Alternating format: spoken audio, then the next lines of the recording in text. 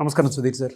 నమస్కారం అండి. ప్రతి స్టూడెంట్ ఒక స్టేజ్‌లో కాంపిటీటివ్ ఎగ్జామ్ ప్రిపేర్ అయ్యేటప్పుడు కాన్ఫిడెన్స్ అనేది తగ్గుతూ వస్తూ ఉంటుందండి. అంటే ఒకరోజు బాగుంటుంది, ఇంకొక రోజు కొంచెం ఆ మోటివేషన్ ఏదో తగ్గుతూ వస్తూ ఉంటుంది. తర్వాత మళ్ళీ గుర్తొచ్చినప్పుడు సరే అని చెప్పేసి స్టార్ట్ చేస్తూ ఉంటారు.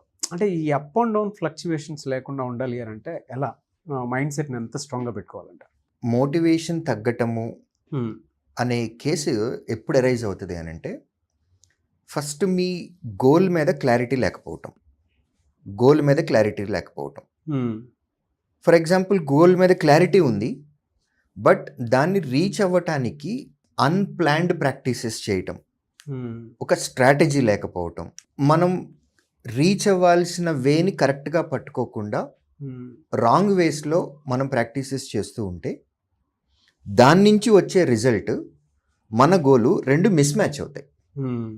సో ఫ్రస్ట్రేషన్ వస్తుంది లోపల. వాళ్ళు ఒక ప్లానింగ్ వేసుకున్నారు, ఒక షెడ్యూల్ ప్రకారం చేశారు, కానీ 100 మార్కులకి 40 మార్కులే వస్తున్నాయి. They have vision, they have clarity on their goal, but ఈ ప్రాక్టీసెస్ తోటి ఈ 40 మార్కులతోటి మనం ఎగ్జామ్కి రీచ్ అవుతామా అనే క్వశ్చన్ ఆబ్వియస్గా వచ్చేస్తుంది. వచ్చినప్పుడు నో, రీచ్ అవ్వలేము అన్నప్పుడు లోపల నుంచి ఫ్రస్ట్రేషన్ వస్తుంది. సో ఇలాంటి కేసులో మనం చేయాల్సింది ఏంటంటే, ఫస్ట్ క్లారిటీ తెచ్చుకోవాలి. మన విజన్ ఏంటి, మన గోల్ ఏంటి, నెంబర్ 1. దీన్ని రీచ్ అవ్వటానికి మనకి పక్కాగా ప్లాన్ ఏ ఉండాలి. ప్లాన్ ఏ మిస్ అయితే ప్లాన్ బి ఉండాలి. సో ఈ ప్రాసెస్లో కాంపిటేటివ్ ఎగ్జామ్కి ప్రిపేర్ అయ్యేటటువంటి స్టూడెంట్స్ మోటివేషన్ రావట్లేదు, డీమోటివేట్ అవుతున్నాము అని అంటే కంప్లీట్లీ రిజల్ట్ ఓరియంటెడ్.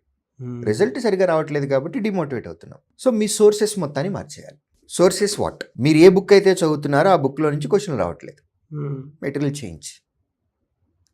మీ చుట్టుపక్కల ఉన్నటువంటి వాతావరణం కూడా మార్చుకోవాలి. అది మీ రూమ్లో మీరు పడుకునే ప్లేస్ అయి ఉండొచ్చు, లైబ్రరీ రూమ్లో మీరు చదివేటటువంటి ప్లేస్ అయి ఉండొచ్చు, అది ఒక ఆబ్జెక్ట్ కూడా అయి ఉండొచ్చు, లేదా పర్సన్స్ కూడా అయి ఉండొచ్చు. ఓకే. చుట్టుపక్కల ఉన్న వాతావరణం పాజిటివ్ ఎన్విరాన్మెంట్ ఉంది, మీతో పాటు ఒక 4 ఫ్రెండ్స్ ఉన్నారు. మీరు ఎప్పుడైనా సరే కొంచెం డీవియేట్ అవుతున్నారు అని అనుకున్నప్పుడు వెంటనే మీ భుజం తట్టి, నువ్వు రాంగ్ డైరెక్షన్లో వెళ్తున్నావు, అది కాదు, ఇలా వెళ్ళాలి, ఈ బుక్ చదువు, ఇందులోంచి బాగా వస్తున్నాయి, ఈ కంటెంట్ బాగుంది, ఇది చదువు, నువ్వు ఎక్కువసేపు చదువుతున్నావు కానీ ఎక్కువ ప్రాక్టీస్ చేయాలి అని చెప్పే ఫ్రెండ్ కూడా ఇంపార్టెంట్. రోజుకి 8 గంటలు చదువుతున్నావు నువ్వు, కానీ 4 గంటలు ప్రాక్టీస్ చేయాలి, 4 గంటలు చదవాలి, సో నువ్వు తప్పు డైరెక్షన్లో వెళ్తున్నావు అనేటటువంటి చెప్పే ఒక ఫ్రెండ్ అవ్వచ్చు, ఒక మెంటర్ అవ్వచ్చు, ఒక టీచర్ అవ్వచ్చు. సో డీమోటివేషన్ అవ్వటానికి రీజన్స్ మన ఫెయిల్యూర్. మనం చేయాలి అని అనుకున్నది మనం చేయలేకపోతున్నాం. సో మైండ్ ఆ నెగిటివిటీని యాక్సెప్ట్ చేయట్లేదు. దాన్ని పాజిటివిటీలోకి కన్వర్ట్ చేసుకోవటానికి మనం చదివే మెటీరియల్ దగ్గర నుంచి, మనం రోజు మాట్లాడే మనుషుల దగ్గర నుంచి, మన ఫ్రెండ్ సర్కిల్ దగ్గర నుంచి, మన స్ట్రాటజీ కూడా. స్ట్రాటజీ అంటే డేలో మనం ఎప్పుడు లెగుస్తున్నాము, ఎప్పుడు ఎండ్ అవుతున్నాం. ఫర్ ఎగ్జాంపుల్ డైలీ నేను ఒక 8 hours స్లీప్ నాకు రెగ్యులర్గా అలవాటు అయిపోయింది గత 15 సంవత్సరాలుగా. ఆల్ ఆఫ్ సడన్ లాస్ట్ 1 monthలో నేను ఆ 8 hours స్లీప్ని కాస్త 6 hours కుదించాను. టైం కూడా నా బాడీ యాక్సెప్ట్ చేయనటువంటి టైంలో పెట్టాను. సో రెసిస్ట్ చేసుకుంటుంది బాడీ. 20 రోజులు రెసిస్ట్ చేసింది, 25 రోజులు చేసింది, 30 రోజులు చేసింది, 31వ రోజు బర్స్ట్ అవుతుంది.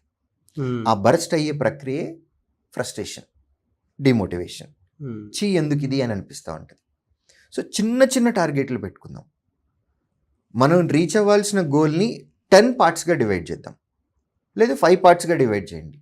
అచీవబుల్ గోల్స్ పెట్టుకొని 1 monthలో ఇది, 2 monthsలో ఇది, 3 monthsలో ఇది, 6 monthsలో ఇది, 1 yearలో ఇది నా ప్రోగ్రెస్ కావాలి అని స్మాల్ గోల్స్ నుంచి మొదలు పెట్టుకొని ఒక్కొక్క గోల్ని రీచ్ అవుతూ వెళ్తూ ఉంటే మనలో మోటివేషన్ వస్తుంది, మన చుట్టూ ఉన్నటువంటి మనుషులకు కూడా మోటివేషన్ వస్తుంది. కాబట్టి ఫ్రస్ట్రేషన్ వచ్చినప్పుడు మనం అనుకున్న గోల్ని రీచ్ అవ్వటానికి కరెక్ట్ ప్రాక్టీసెస్లో వెళ్తున్నామా లేదా అనేది ఒకసారి క్రాస్ చెక్ చేసుకోండి. చేంజెస్ ఏమైనా చేయాలి అని అనుకుంటే ఇమీడియట్గా చేయండి. బట్ ఇనీషియల్గా ఉండేటటువంటి ఫస్ట్ 2 targets ఏవైతే ఉన్నాయో అవి ఈజీలీ అచీవబుల్గా ఉండేటటువంటి టార్గెట్స్ పెట్టుకుంటే మనకి మోటివేషన్ ఉంటుంది. మనతో పాటు గ్రూప్ స్టడీస్ చేస్తున్నటువంటి మన ఫ్రెండ్ సర్కిల్ ఎవరైతే ఉంటారో వాళ్ళు కూడా పాజిటివిటీ తోటి ఒక 2 months ట్రావెల్ చేస్తాం. వన్స్ 2 months ఒక ట్రావెల్ చేసాము అని అంటే ఒక మంచి బాండింగ్ వచ్చేస్తుంది. గ్రూప్ స్టడీస్ తోటి మంచి అడ్వాంటేజ్ ఉంటుంది. సింగిల్గా చదివేదానికంటే నలుగురుగా గ్రూప్గా ఫామ్ అవ్వండి.